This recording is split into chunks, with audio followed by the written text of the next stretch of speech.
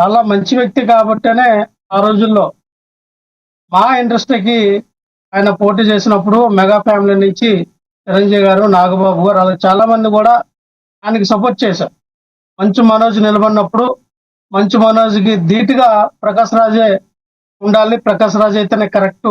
మా అసోసియేషన్ ఆయన అభివృద్ధి చేయగలడు. ముందుకు తీసుకెళ్ళగలడు అని చెప్పి మరి చిరంజీవి గారు లాంటి ఒక గొప్ప వ్యక్తే సర్టిఫైడ్ చేసినటువంటి వ్యక్తి మరి ప్రకాష్ రాజ్ గారు. ఈ రోజున మనకు అవసరాలను బట్టి మనం మాట్లాడేస్తాం. ఏదో పవన్ కళ్యాణ్ గారు రాజకీయాల్లో ఉన్నారు కాబట్టి ఆయన ఆయన సిద్ధాంతాలు వేరు, ఈయన సిద్ధాంతాలు వేరు. ఆయన భావజాలాలు నచ్చకపోవచ్చు. ఆయన సిద్ధాంతాలు ఈయనకి నచ్చకపోవచ్చు. ఈయన అడుగుతాడు, ఈయన ప్రశ్నిస్తాడు. అంతేగాని అదే రాజకీయంగా చూడాలి తప్ప ప్రకాష్ రాజ్ గారిని వ్యక్తిగతంగా ఎందుకు టార్గెట్ చేయాలి? ప్రకాష్ రాజ్ గారు ఆయన స్వయంగా ఆయన చెప్తున్నాడు, నేను నాస్తికుడిని, నేను ఏ దేవుని నమ్మను. సో ఆయన నాస్తికుడు కాబట్టి ఆయన ఆయన పోరాటం ఒక సామాజికవేత్తగా, ఒక సామాజిక లక్ష్మణరావు కార్యకర్తగా గారు మిమ్మల్ని ఒక క్వశ్చన్ ఎక్కడ ఏ అడగాలి. విషయం జరిగినా దాని మీద ప్రశ్నించాలి, అడగాలి. భారతదేశం అనేది ఒక కులానికో, ఒక మతానికో, ప్రాంతానికో, వర్గానికో సంబంధించింది కాదండి. అన్ని కులాలు, మతాలు, వర్గాలు, భాషల వారు అన్నిటి కూడా నిలమైనటువంటి లక్ష్మణరావు గారు మిమ్మల్ని ఇది క్వశ్చన్ అడగాలి ఎవరికైనా సార్. ప్రశ్నించే హక్కు మీరు ఉంది. అన్నారు కదా, నేను నాస్తికుడిని, నేను దేవుణ్ణి నమ్మను అని ప్రకాష్ రాజ్ గారు చెప్పారని.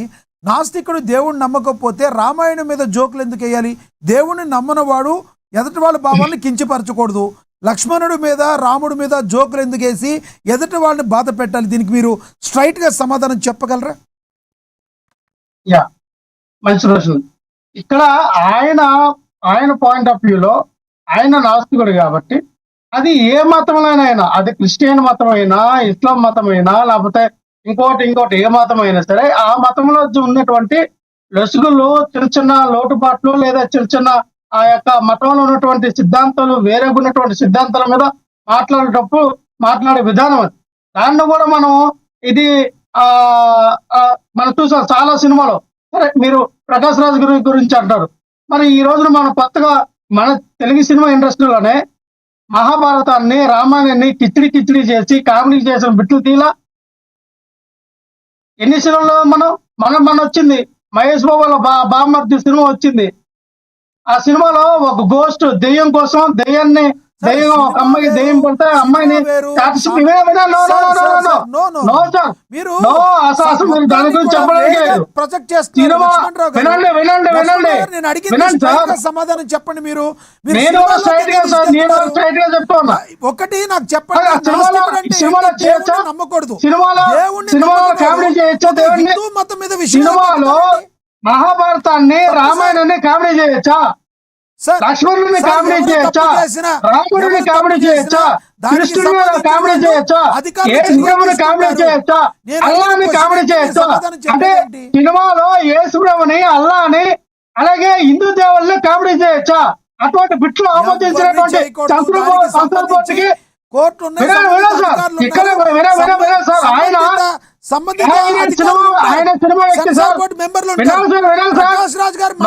మాటలకి మీరు సినిమాకి ఎందుకంటే అన్వయిస్తారు సార్.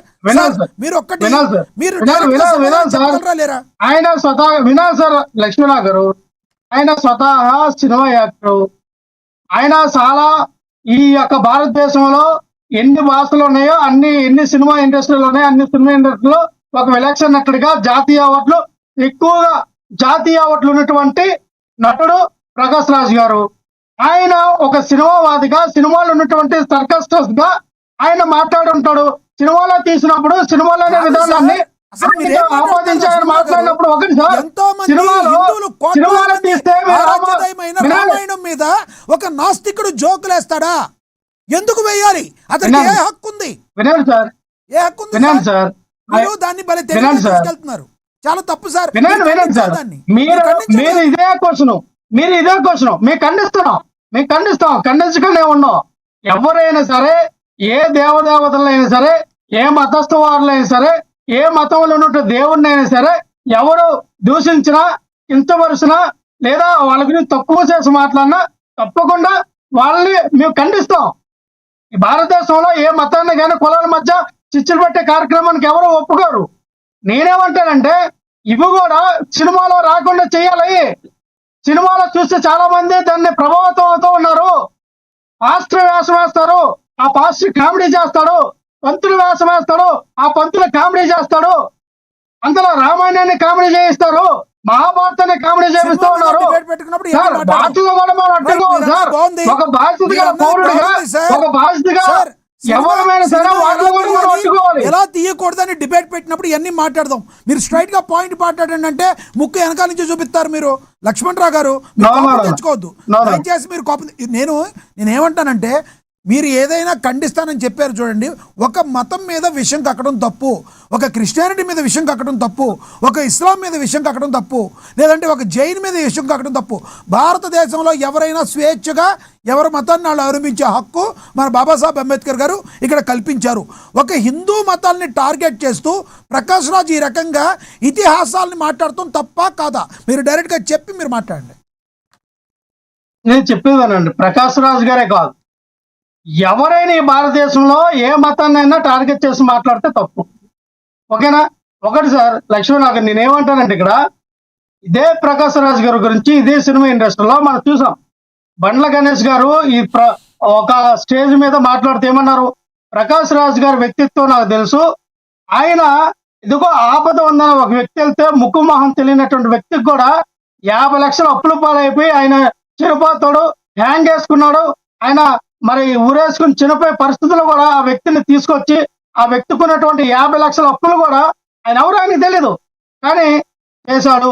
ఇప్పుడు చిరంజీవి గారి దగ్గర అత్యంత సన్నిహితుడైనటువంటి రాజా రవి గారు మనం చూసాం, చాలా సినిమాలు నటించాడు. ఆయన ఏ రోజు కూడా ప్రకాష్ రాజ్ గారి యొక్క కాల్ షీట్లు చూడలేదంట. ఆయన ఎక్కువ చిరంజీవి గారికి అలాగే చాలా మంది కొంత హీరోలకి